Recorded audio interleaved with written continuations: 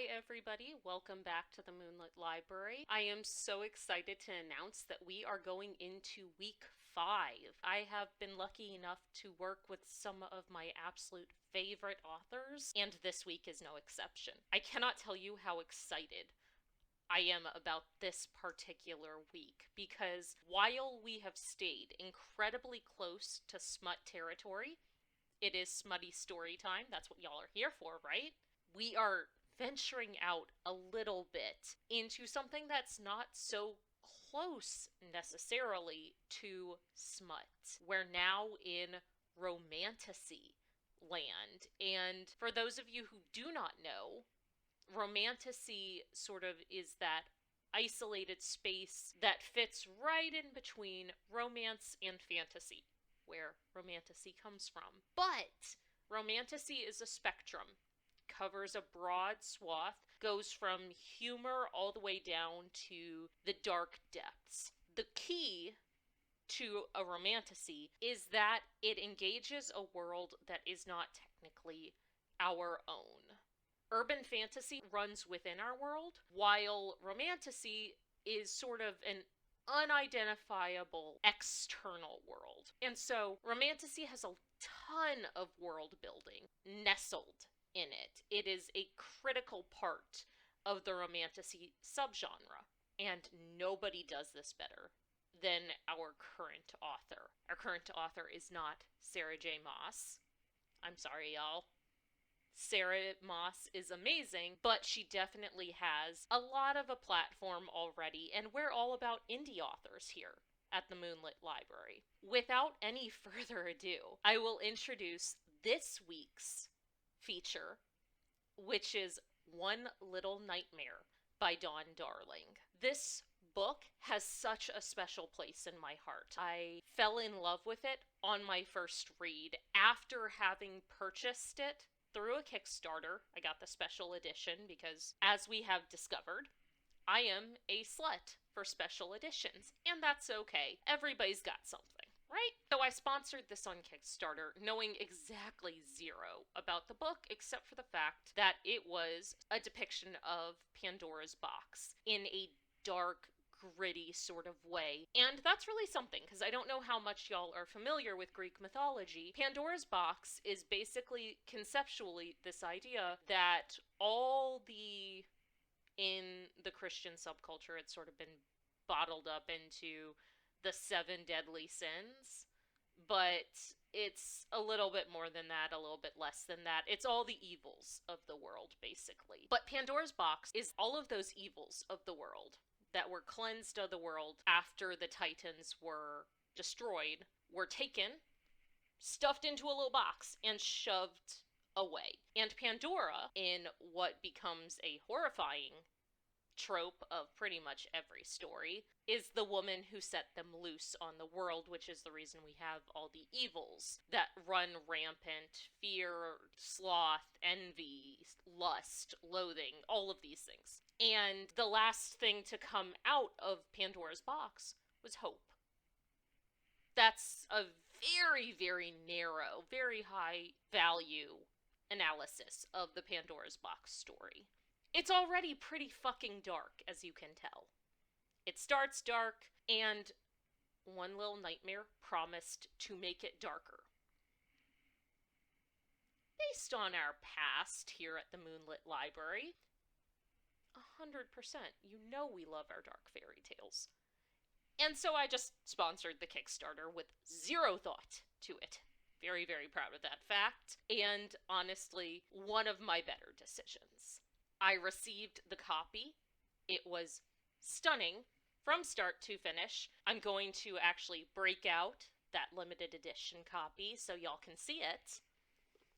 So here is our limited edition copy. As you can tell, it has foil all the way around. Yes, please. And then this gorgeous gothic appearance right here. Absolutely stunning. Bar none, one of my favorites. And then you break into the book itself. You've got these stunning sprayed edges. And please disregard my god-awful tabs, as every researcher does, I go through and I actually reread our source material before every showing so that I can be as best prepared as possible, both for the read as well as for our lowbrow analysis at the end. I believe you can still late pledge for Kickstarter, so if you are feeling the vibes of One Little Nightmare after our reading, please go check it out. Her website is dawndarlingauthor.com. It's in the caption if you're feeling the vibes. And realistically, after our first 3 chapters, I don't know how you won't be able to feel those vibes, because Dawn created a world that it's perfect from start to finish. It is dark, it is gritty, and these tabs do mean something. And some of them are just love, love, love, which has to do with a love story. Some of them are quotes that just break my heart into 30,000 pieces. Some of them have to do with character development, and some of them even have to do with plot, because sometimes I need to talk to y'all about plot. Who knew? So they cover all the things that make me love this book. And as you can see, there are so many of these, because I love this book so very deeply. It honestly crawled into my heart the first time I read it, and when I reread it for this recording, I actually was reminded how much I love this book, and actually reread it a second time. And if I didn't have to record this 2 days in advance so that I have some time for editing, because y'all don't want to see all the fuck-ups in the middle, I would have reread it a third time. So now we are going to dive right on in to the content warnings, the acknowledgement, and then our first 3 chapters. The content warnings in this one are critical. They are unbelievably important because our story starts in an asylum with a main male character, an MMC, who is diagnosed as a paranoid schizophrenic. An asylum backdrop means that this automatically gets really close to a lot of people's triggers. Her full trigger list can actually be found on her website. We are going to kick things right on off with our synopsis, which gives you a good idea of what this story is about and where we're going to go from the very first chapter. A paranoid schizophrenic with a dark passenger lurking in the shadows. A broken siren who would give anything to end her curse. A mystery girl with the traumas of her past written on her body. Pandora's box has been opened, and to reclaim their identities, they will have to determine what is real, what is fantasy, and face the darkness within. So good, right? I'm usually able to maintain my chill on this channel so often. Sometimes. Okay, it's fine. I've never maintained my chill. But I especially don't maintain my chill with this book, just because I am all about that Greek myth retelling life. It absolutely annihilates me, and when you embed it in a horror fantasy world, that is exactly what I need in every aspect of my reading capacity. Our content warnings. This is a dark romantic fantasy intended for mature audiences. If you like the ruthless side of the Greek gods, this series is for you. Our specific content warnings for One Little Nightmare are graphic violence on the page, sexual abuse, not on the page and left up to reader interpretation, never explicitly stated, suicide sacrifice, forced birth and kidnapping, mentions of self-harm, mental illness including schizophrenia, auditory hallucinations, and stalking, graphic sexual content, murder, torture and archaic asylum treatments, explicit language. As you can tell, this book starts with triggers.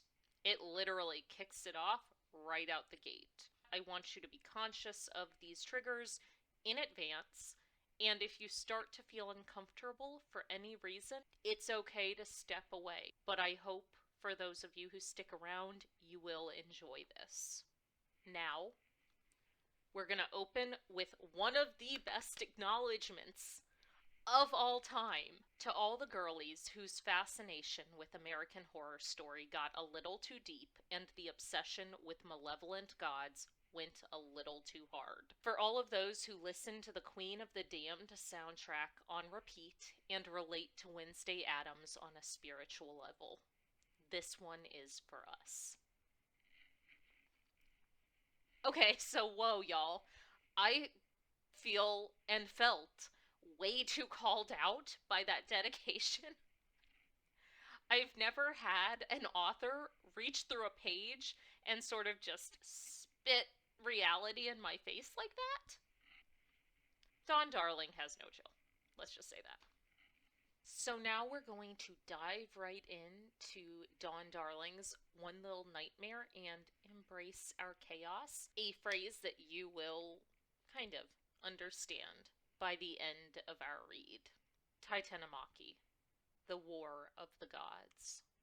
A silent breeze rustled through the valleys of hell, carrying the stench of battle and blood. Zeus inhaled deeply and reveled in his victory.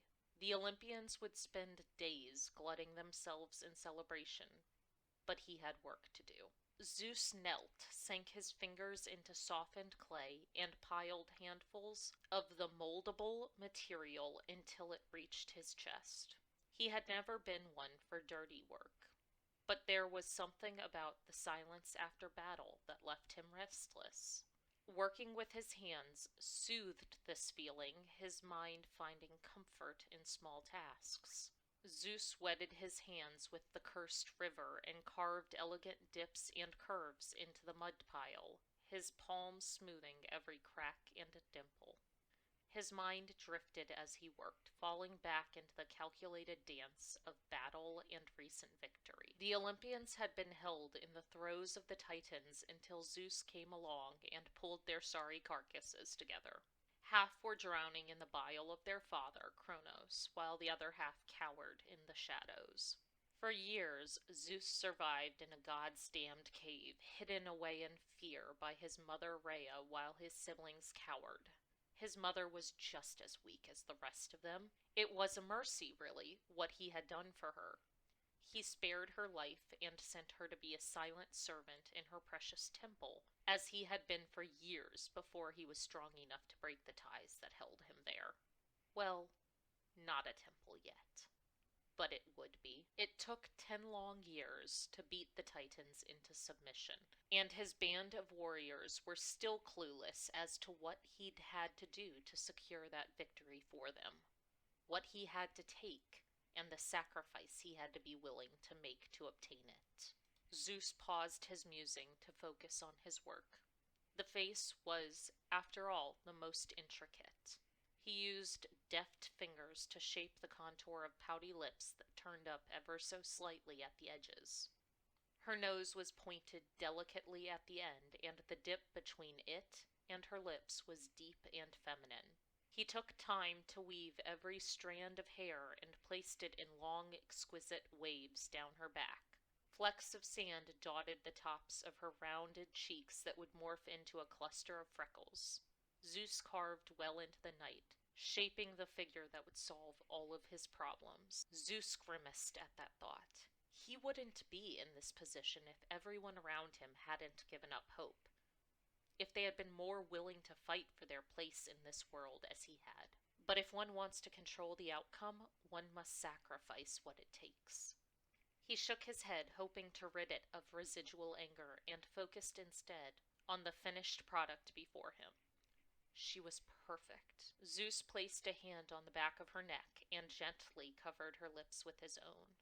With a soft but firm exhale, he forced the breath of life to fill her lungs. Clay morphed to skin, the color of the river mud turning to a flushed, feminine pink from her rosy lips all the way down to her toes. Small strands of clay pulled from her head and came to life in the breeze, wisping around her naked shoulders and brushing his own. She gasped for air, releasing his mouth and sputtering to life.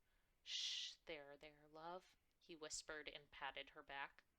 "The first breath is always the hardest." She coughed and gulped oxygen, then bent over and vomited brown muck.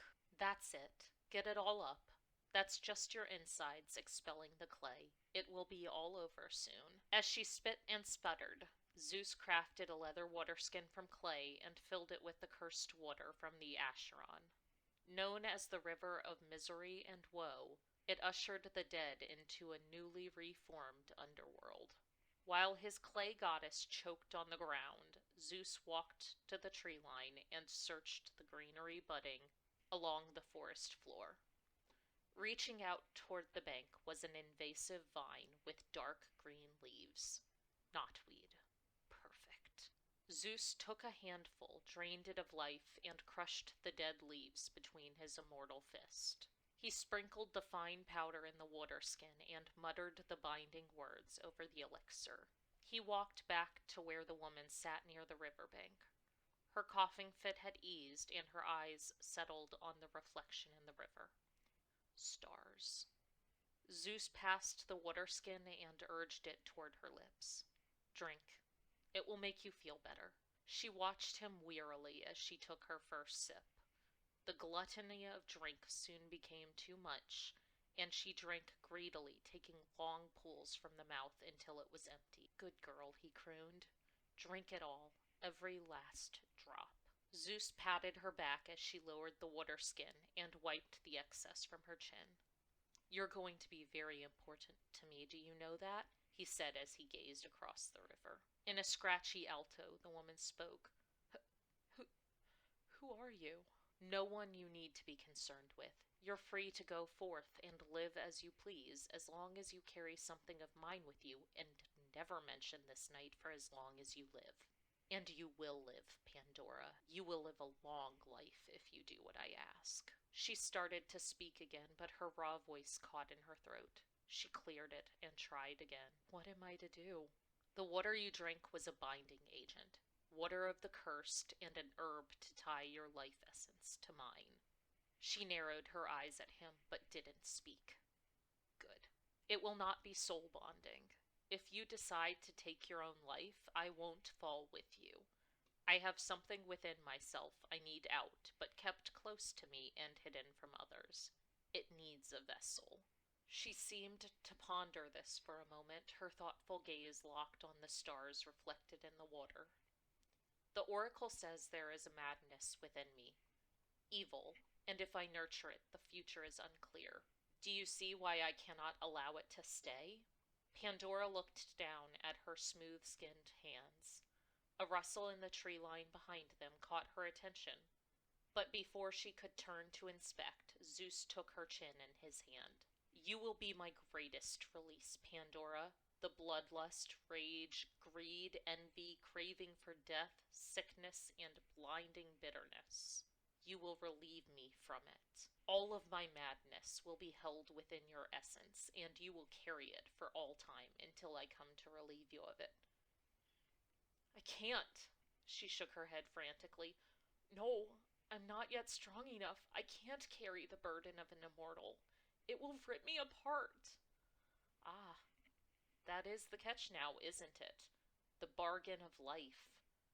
I give you life eternal, and you give me the life I was meant to lead without the burden of the unknown. I've thought about this moment every day since the oracle foretold my glory. How does one rid themselves of feelings that were bred into their very being? It's simple, really. I'll never be rid of the seed, but I can cut the plant from the stem and place it elsewhere. Time. All I need is more time." The rustling behind them grew louder, and Pandora moved to stand, to turn away. Anything! But strong hands forced her in place and uttered soft whispers in her ear. "This will only hurt for eternity.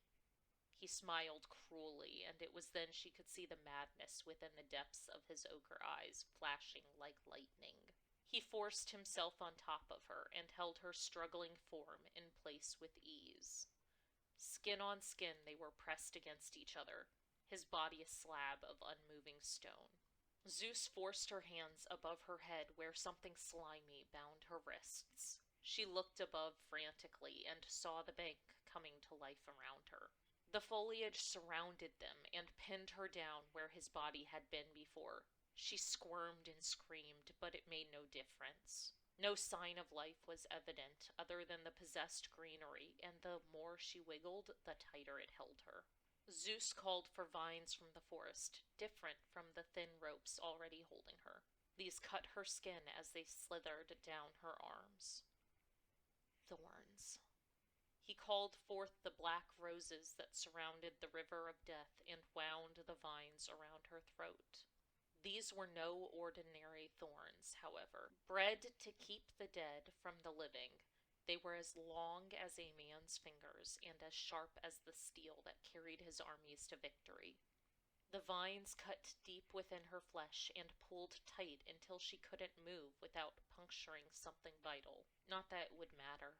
She was immortal. If she nicked an artery, she would bleed out until death overcame her, but her curse would pull her soul back from the brink. She would feel every tendril of pain, and it would show her no mercy. "Please," she sobbed. She'd do anything to make the fire radiating from her neck stop.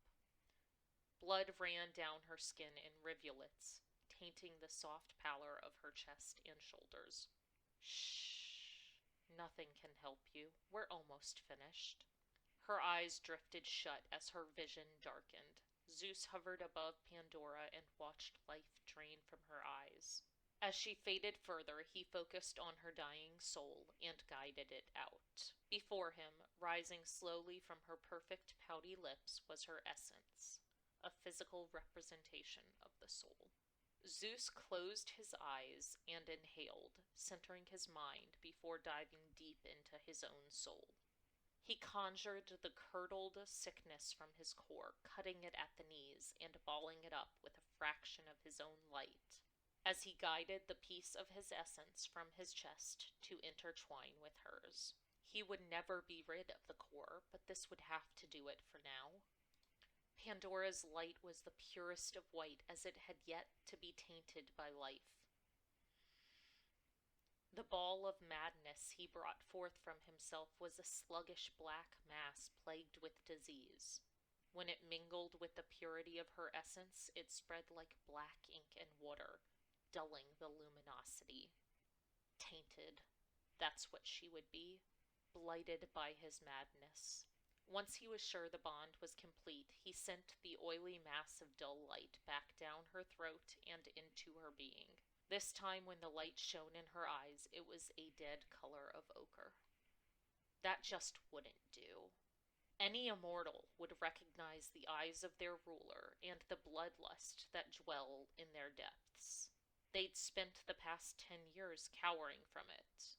No one could know what he had done tonight. His weakness would not be exploited and used against him, and there was no way he would allow even a single piece of his essence in someone else's hands. Zeus called more of the thorny bush forward and urged the black roses to bloom in the moonlight.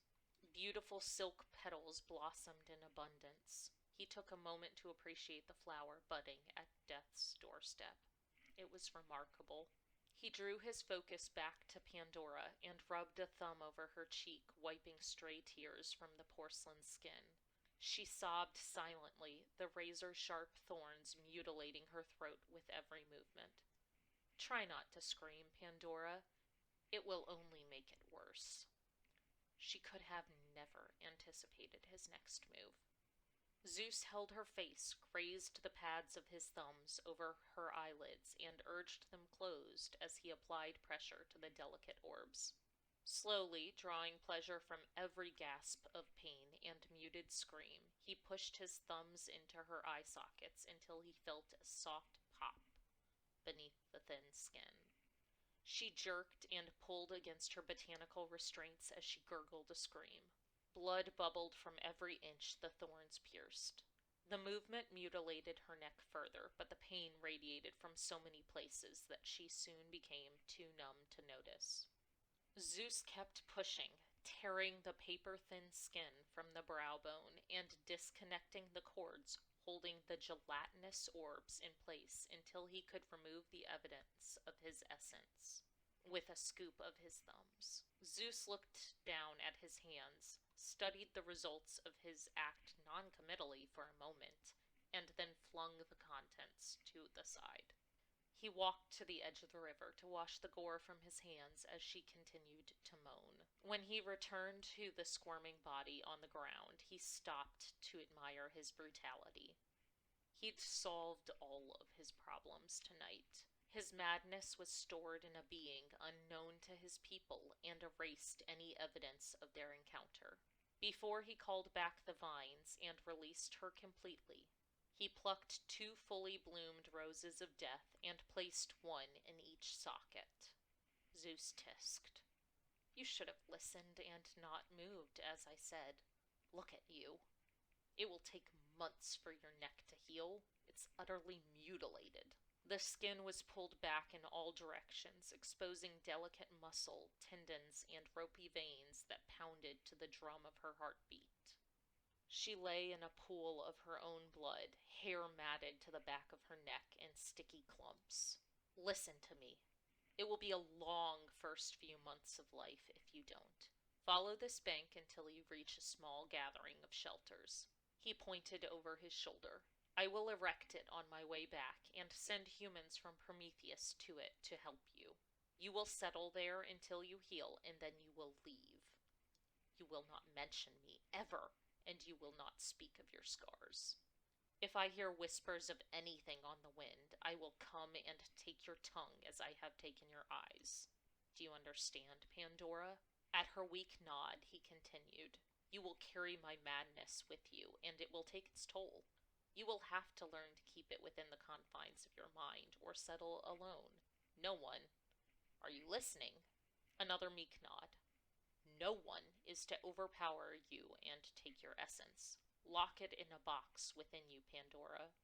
If it is released on the world, it will wreak havoc, but it will be nothing compared to what I will do if you lose it before I come back. Do you understand me? Another nod. Good. Go get some foliage and wrap your wound to stop the bleeding before you pass out and become useless.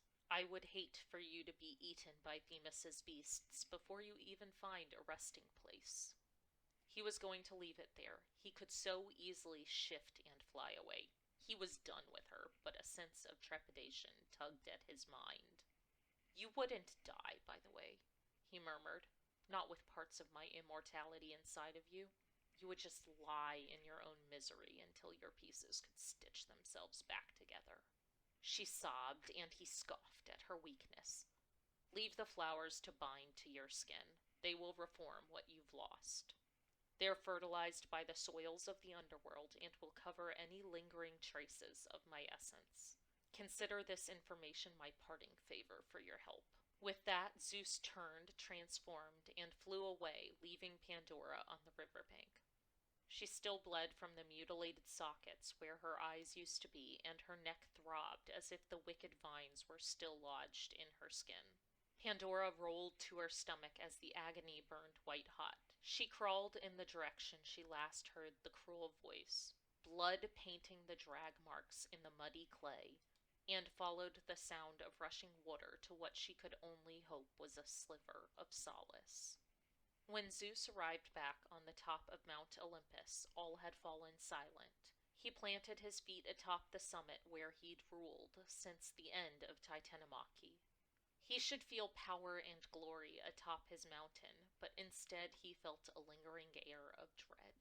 It felt as if the darkness would smother him if he took his eye off of it, creeping from its corner like an errant child while its mother's gaze strayed. A cool breeze rustled his hair and wound around his shoulders like a lover's caress. You did great, it whispered, the flow so feminine and ethereal he shivered. Now rest and revel in your glory. Your deed is done for now. That breeze left him with a soft laugh, and while her words should have comforted him, a stone of dread weighted his gut.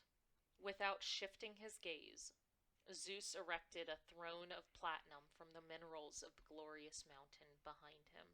He sat, his eyes never leaving the horizon. Through the years, the immortals would say he built his throne here so he could watch over them, to be the air-seeing eye of man and immortal. But the truth was much more. No, Zeus erected his throne at the summit of the mountain facing north because chaos was coming. And gods be damned if he wouldn't see it before it saw him. The Asylum. Prologue. A man with no name roams through crowded halls with nameless faces. His body is agonizingly stiff and aches all over, but he can't remember why. Bright white lights burn his retinas, his mind too groggy to shade them. Where was he going again? This way, handsome. A feminine voice rings in his ear. Why does she sound so far away? He stumbles, and two sets of hands rush to keep him upright. I can't hold them both, came a high-pitched, whiny voice. Just put the watch in his pocket, and we will take it out when we get him settled. An older, more feminine voice says. They walk and walk. He wasn't sure when they started. His head was too heavy to hold, and his legs turned gelatinous. He couldn't even muster a cry before his knees buckled and his eyes shut. When he opened them, he was no longer standing. A ceiling with brown stains filled his vision as rough hands moved his body about. There we go, came the lower female voice. You're all settled in, Brooks. Sweet nightmares, darling. A brush of air tickled his ear as the high-pitched voice rang. We're going to be best friends, you and I. We're going to play for eternity. She giggled maniacally, and his skin prickled. A man with no name slips into his dreams, and in his dreams forever he will be. Chapter 1. Brooks. Brooks stared at the ancient drop ceiling centered above his metal-framed bed. The tiles were plagued with brown spots that ranged in color from sand to wet coffee grounds. If he stared hard enough, sometimes the stains molded themselves into identifiable shapes. Other days they were just as abstract as his life. Every morning as he laid underneath those shit-stained tiles, he catalogued the atmosphere of his prison. Once white walls had yellowed and peeled over the years, and a single barred window in the center of the back wall was his only source of light. He braced his ears against the ever-present buzz that filtered through the walls and the smell of mold. His bed under the window held a sagging mattress, fitted sheet, one hospital blanket, and a pillow that the void himself had slept on. He was one of the lucky ones, he supposed. Most of the patients in St. Dymphna's Hospital for the Mentally Disturbed were only allowed a cot on the floor because of the risk metal objects imposed. Whether to themselves or others depended on the day. It was the same reason the limp mattresses didn't have metal springs. The worn cotton of the hospital-issued scrubs irritated his skin, the sensation like centipedes crawling across his sensitive flesh. Brooks focused on his breathing, tapping the fingers of his right hand against his thumb. 1, 2, 3, 4. 1, 2, 3, 4. 1, 2, 3, 4. He muttered a prayer to the goddess of peace and relaxation, Pasithy, knowing goddamned well it would do nothing but try his patience. The gods had never answered him. Once he'd prayed to any deity who would listen. The Christian god, Allah, Shiva, the Dagda, Odin, and Zeus himself. Their only answer had been a vast eternity of silence. Fuck them, He gritted his teeth and sprang from the bed. They've never done us any good anyway, a feminine voice brushed his mind. Brooks paced the small space, his fingers working at his side, searching for an outlet. He'd never been one to punch things, but the wall to his left was asking for it. Rather than earn himself a trip to the infirmary, he knelt by the bed and lifted the flaccid mattress from the frame. In one swift motion, he swiped a worn leather wristwatch from a tear in the mattress. It sat heavily in his palm. The clear face was scratched, and whatever color had painted the edges was long gone. Both analog arms sat frozen at 12, along with the slim arm that ticked away seconds. That old thing again? She sighed. How did you know? He said aloud. You think out loud when you're stressed. You practically screamed it at me. Brooks had found the watch in his scrub pocket the night he woke in this frozen hellhole. It quickly became clear that his possession of the watch was a misstep on someone's part, so he kept it hidden. His one act of defiance. How was your night? Did you sleep well? A vivid nightmare tinged with crawling black veins and blazing blue eyes flashed across his vision. The demon's stare was relentless and sent shivers down his spine. I slept fine, he returned noncommittally. I know that tone. Of course you do. You are, after all, a hallucination my sick mind likes to torture me with. How many times? I'm not doing this with you today. He paced and ran his fingers through thick black hair. Fuck! I'm not doing this with me today. Just get out of my fucking head. If only it were so simple as to demand a disease to rip its claws from your mind.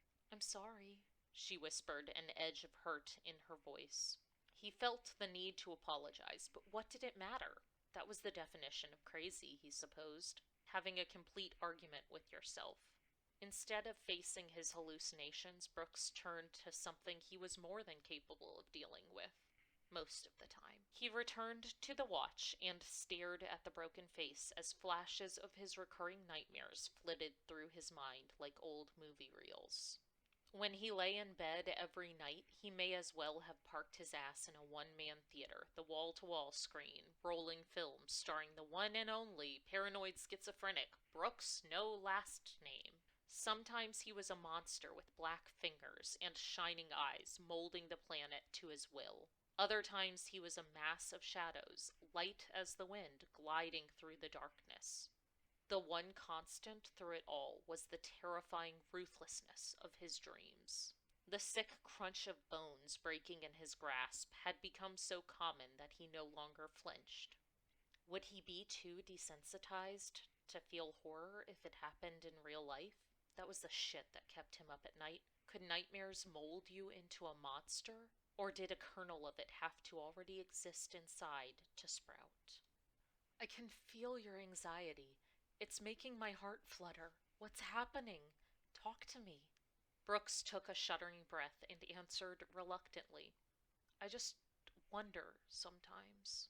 About my nightmares, I mean. What if they aren't fake? What if that monster is just a part of me biding its time until I'm too weak to hold it back? Even if there were a monster lurking somewhere inside you, Brooks, it wouldn't matter. I know you, and your kindness exceeds any darkness you're capable of. She, his mind, whoever, struck a sensitive chord. How could he trust what he was or wasn't capable of if he was only a passenger in his own mind? You don't know that, he whispered. Trust me, Brooks. I know what a monster looks like, and what ink stains his hands. You're not one of them. His chest warmed a bit, and a small smile crept up his face. Sometimes he didn't care if she was an illusion his sick mind created. She never ceased to illuminate the darkness within. That's not the tune you were singing when I told you I sleep with socks on, he teased. Maybe he was deranged for talking to himself, but what did it hurt if it could turn his mood and fight away the monsters? That's truly atrocious, and only psychopaths are capable of such debauchery. She giggled, and the serotonin burst through his veins like heroin. Debauchery, huh? Stick around, Siren, and I'll teach you the definition. He swiped the pad of his thumb across the watch face and waited for something to happen. But like every other day, his ritual was fruitless. The analog arm refused to budge, just as the gray lens shrouding his vision refused to lift. "What are your plans for the day?" she asked. "Oh, the same as usual. Look at the color brown, sit around with people who either drool on themselves or talk to walls, and find a way to deal with the fact that I'll never get to leave this place." Wow, such an optimist. "What about you?" "My plans sound about the same as yours." "Of course they are," he scoffed. "That's what happens when you are, in fact, a part of me." Brooks said it more to himself, but that was the irony, wasn't it? "Whatever, Debbie Downer. I'm choosing to be happy and hopeful today. It would do you some good to try it too." Frustration nipped at his heels. He would bet his best pair of grippy socks that the food was shit and the world didn't turn, just like every other goddamn day in the asylum. He sighed. "Brighten up, Buttercup. It's time to face the day." He tried to stop the small smile from lifting the corner of his lip, but it was hard to be grumpy when she was such a ray of light, even if she was a hallucination. Alrighty, y'all. So those are the first 3 chapters of One Little Nightmare by Dawn Darling. And I know that this looks a little bit different. The other books that we've had have defined chapters 1 through 3, or prologue and then chapters 1 and 2. However, because we're starting at the infinite, we're starting with the Titanomachy, which is the destruction of the Titans by Zeus and the fellow Olympians. And because of that, we start with a intro to Zeus, Pandora, and the War of the Gods itself, which is so cool. And then we move on to this prologue of a nameless man getting dragged through the asylum, before moving on to chapter 1, where we're introduced to Brooks and what he thinks is an auditory hallucination, Siren. So obviously, that covers any amount of time. With the beginning of the Titanomachy, we actually get the stage set with Zeus and Pandora, the creation of Pandora. And Zeus, like every other fucking myth ever, is the absolute fuckboy. He is the complete worst. I will never stop dying on this hill that if Zeus is involved, it will be terrible. Zeus is the fucking worst. And he carries on that title. At no point does he ever stop having that title. It's really fun for those of us millennials who were raised on Hercules. You know, the animated film with the amazing soundtrack that had no right to be that good. You know, the one that taught us that Zeus was a great dad who made Hercules Pegasus out of clouds. Like 25% of that was accurate. Because Hercules didn't want to say what One Little Nightmare is perfectly satisfied to say, which is that Zeus is a fucking asshole. I'm sorry. I usually try to use less language. It's fine. But I can't. It's fine. Zeus is the worst, to paraphrase Parks and Recreation.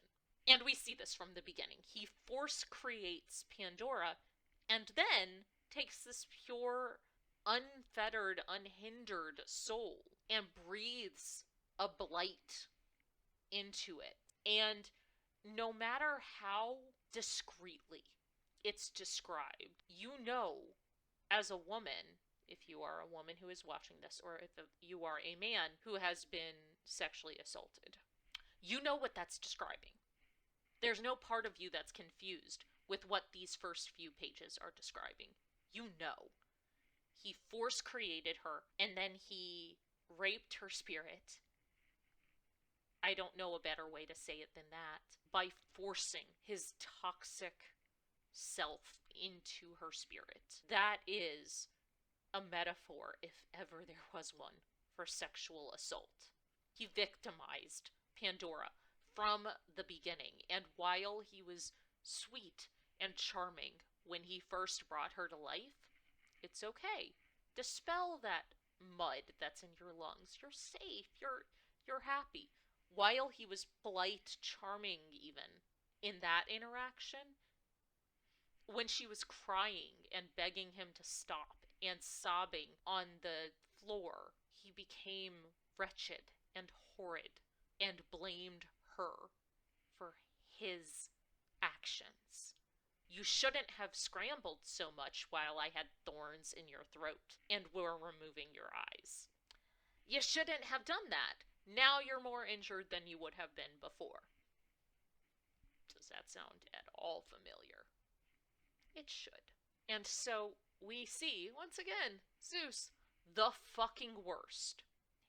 And this really sets the stage for the rest of the book, which is this removal of choice and this removal of agency. And you see it across everybody. You see it across Brooks. You see it across Zia, which is Siren, the auditory hallucination in his head. You all knew that wasn't an auditory hallucination, right? Like, I'm not spoiling anything super much. We know how books work, right? So you see that loss of agency with Zia and with Brooks and with Pandora. And the ones who have that agentic power are the ones who ostensibly are in control. And there's a really beautiful conversation later in the book where Pandora yells at Zeus, "I'm done wishing for bargains from false gods, not with false gods, from false gods." And I think that preposition is important, and I could grammar nerd really, really, really, really badly right here. And joke's on you, I'm actually going to do it. With means there's an engagement, that somebody is engaging with, prepositions are important, somebody else to accomplish something. It implies a negotiation. From, however, that's a concession. That's somebody giving you something. That's somebody being authoritative over you and owning something such that they can give it to you. I'm done wishing for bargains from false gods. Mind blown. I want it engraved on my tombstone for everybody to read. This line is flawless and absolutely beautiful. I will never stop thinking about this line because it feels like all of our experiences with an authority figure who has said, "I am better than you. I have something to give to you that you do not already have, and that I am only giving to you because of the power that I have that you lack." For those of us who have fallen from the church, left the church, escaped from the church, that rings really, really, really true. I want this line in an opera because that's the only forum that can do it the justice it so richly deserves. So that line takes place in a confrontation between Zeus and Pandora, wherein she lambasts him for everything that he did to her. She attacks him for taking her innocence, for taking that clean spirit, that clean soul she had, and tainting it with his poison. And I don't know if y'all have seen Maleficent, the movie with Angelina Jolie. In it, there is a scene where Maleficent has spent the night with Stephen, who is the prince of the kingdom and will ultimately become the king. And she wakes up alone in the grotto, and he has stripped her of her wings, and she falls apart. She sobs and screams in this grotto, clutching for something that was hers and that he took without her consent. And it's a Disney movie, so they're not going to talk about rape. They're going to talk about what they can, which is he took her wings without her consent. But anybody who has been a victim, particularly of sexual assault, knows what they were trying to embody. And that was captured in this confrontation scene between Pandora and Zeus. That entire vibe where you know exactly what she is talking about, and you can feel the loss of it, that loss of agency, that loss of freedom that comes with the overwhelming taking of somebody else who, in theory, you could have trusted. Zeus was her creator. In theory, she should have been able to trust him. Now, because we've spent a decent amount of time talking about the horror that is Zeus's creation of Pandora, and Pandora herself becoming the box by which all the evils, all the maliciousness of the world lived in. We're going to move on to Brooks. And Brooks is, honestly, the best. I love him so much. And he tries so hard. He is alone in an asylum. Anybody he tries to get close to vanishes. And he's just trying to go through day to day with all of these archaic asylum treatments. Seriously, go watch any documentary about asylum treatments between the 1950s to 1980s, and you'll get a good image of what treatments we're talking about here. We're talking about lobotomies. We're talking about electroshock. We're talking about hydrotherapy. All of these extremely archaic and now largely ridiculed by the psychological and psychiatric community, except in extreme cases. So we get this view of a man who has been beaten down by life in this asylum, and all he has is his siren, is Sia. And he just wants so badly for her to be real, for her to be something that he can grab onto, and that he can make a part of himself without her being him, because he has auditory hallucinations. So the only thing he has to understand is that she's probably an auditory hallucination.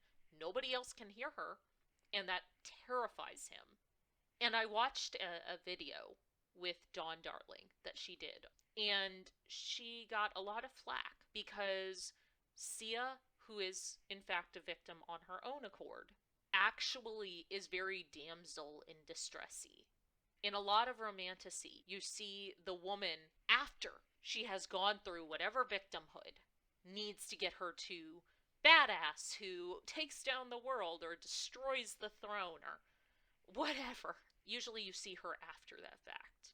And Dawn really wanted people to see the progression from broken and damsel into this person of power who is not just being protected and defended by somebody else, but who is doing her own defending and protection, not just of herself, but of the other person. I think that's a really cool story to tell, especially because she's not the only one in this series who experiences that, because Brooks does too. Brooks has been beaten down. Brooks has been taken out by life, by these abhorrent asylum treatments. And so critical to that conversation is that he himself is in his damsel era. He's not fully him yet. And you find out what that means later on in the book. But he is desperately trying to find something to latch onto. And he can't, because he doesn't know who he is. He's Brooks, no last name. And he assumes it's because of the electroshock, which has a horrifying tendency to clear out, more or less, the memory palette. So it's extremely damaging to short and long-term memory, to the extent that a lot of people who undergo electroshock therapy are considered really difficult historians because they can't recollect things from either the short or the long term. Brooks is damaged in his own vernacular, and because of that, he spends most of the book fighting with himself, fighting with Sia, to believe that she's part of him, not real externally.